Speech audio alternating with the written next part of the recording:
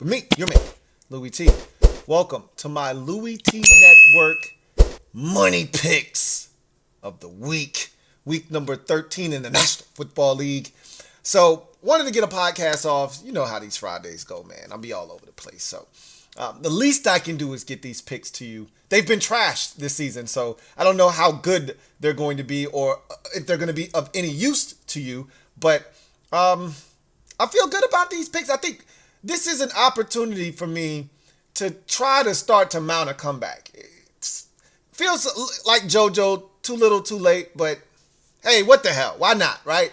So here we go. Going to make this as quick as possible, or in the words of Dak Prescott, here we go!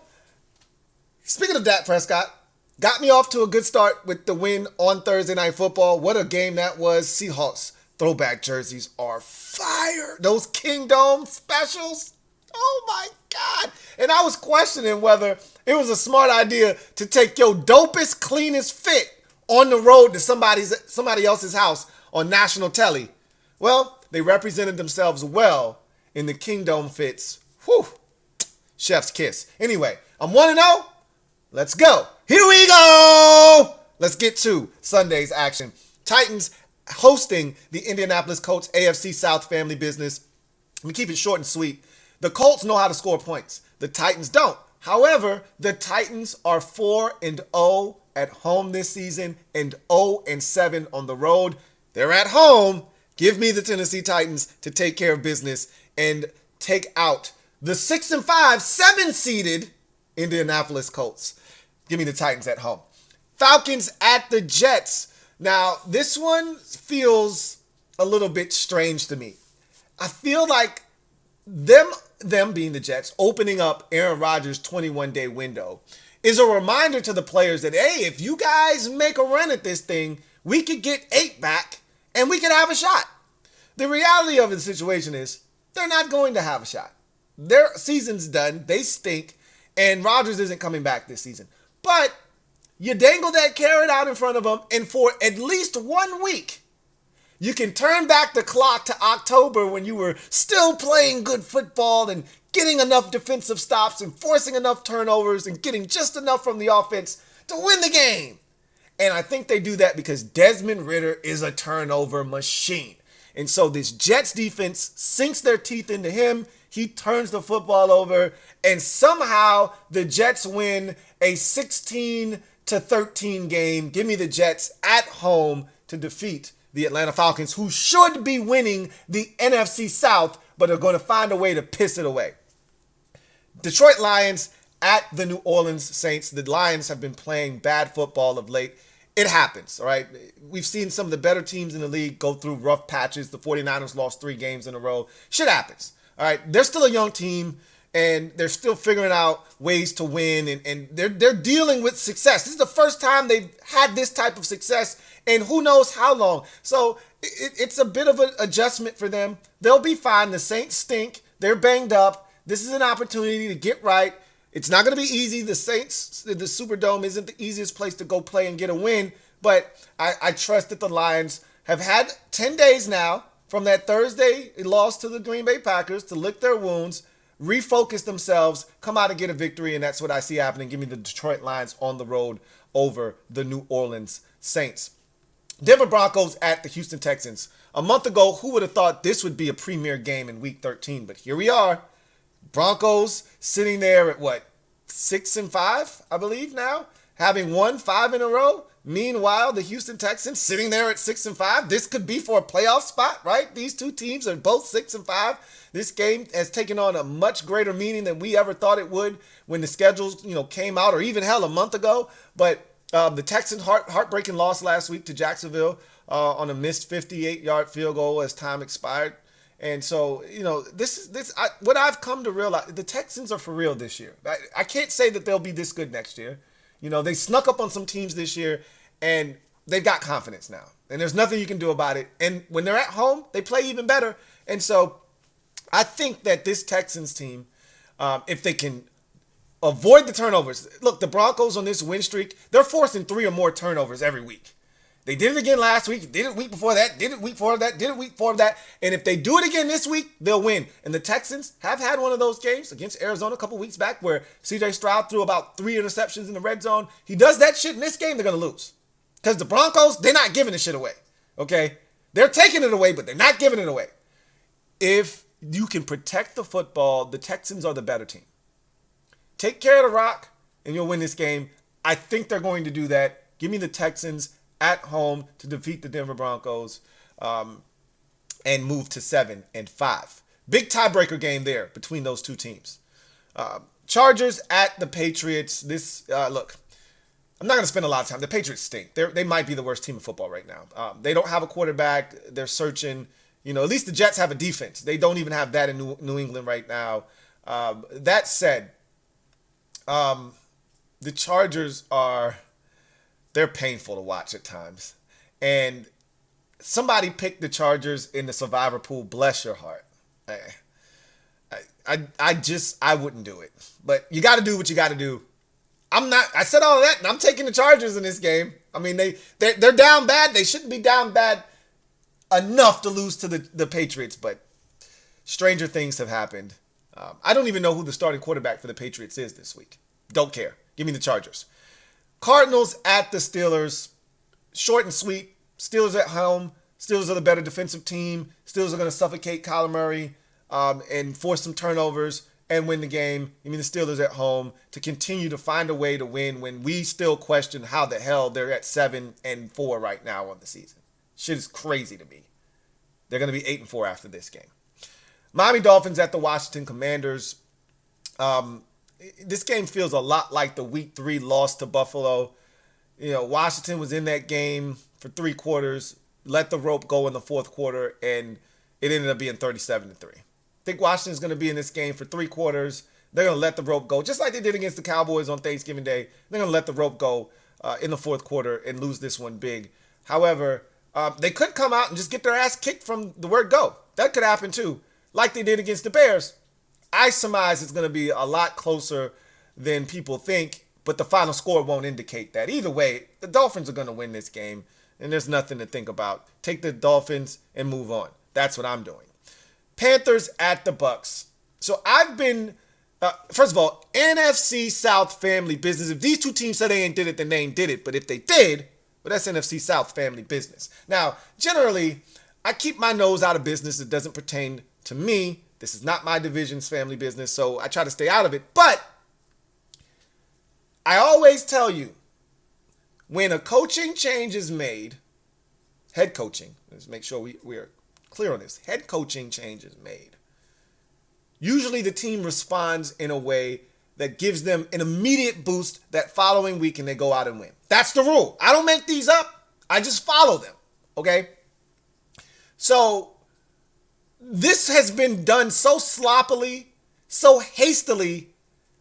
It was done out of pure frustration, maybe a differing in philosophies and opinions on who they should have taken at the quarterback position. And in an effort to save the quarterback, to salvage him, you move on from the guys that you don't think believe in him. Whatever the case may be, this was done, to me, impulsively. And it scares me. And it makes me believe that maybe the entire team wasn't on board with this move. Maybe they were. In order to get the intended effect of the firing of the coach and get that immediate boost, the team had to essentially be done with that coach. You moving on from him and removing that problem invigorates the team for a week. I don't know if that's going to happen with Carolina. I'm not sure. I don't have a good read on the Panthers. But I will say this. Rules are rules. I don't make them up. I just follow them. They fired their coach. It's supposed to result in an immediate boost, right? We've already seen that happen once this year with the Raiders. Generally, I like to fire my coach as we're going into a winnable game at home, like the Raiders did when they fired their coach going into a home game against the Giants, right? But that's nor here nor there. The bottom line is the Bucs are beatable. It's family business, and I'm following the rules as they are stated in the bylaws. Give me the Panthers. They weren't supposed to win another game because they weren't supposed to fire their coach in season. But here we are. They get their second win of the season. Give me the Carolina Panthers. San Francisco 49ers at the Philadelphia Eagles. This game is the game of Week 13.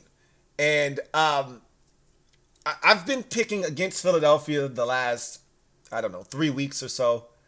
And they've won every time. And they've created ways to win every single time. This game is no different. I think that the 49ers are equals to the 40. I don't think they're better right now necessarily than the Eagles. But as I've said, I think they can win physically or with finesse, just like the Eagles can. I think they have the pedigree, just like the Eagles do. I think the difference here, though, is the other teams that the Eagles have played outside of Kansas City. Kansas City's defense is really good. But I think the 49ers offense is better than Kansas City's right now as constructed, right? We'll see. But unlike the Bills last week or the Commanders or the Dolphins, the 49ers are actually really, really good on defense. And I think that could be the difference in this game. And also, I think this is another little tidbit that has nothing to do with nothing, but this is what I'm taking into consideration. The football gods don't like ugly. And you got players like A.J. Brown egging on the Eagles fans, telling them to make sure that they troll Deebo Samuel and going out of their way to be disrespectful, which we know the Eagles fans don't need help or encouraging to do. So a player telling the fans to be even more disrespectful, football gods frown upon that type of behavior.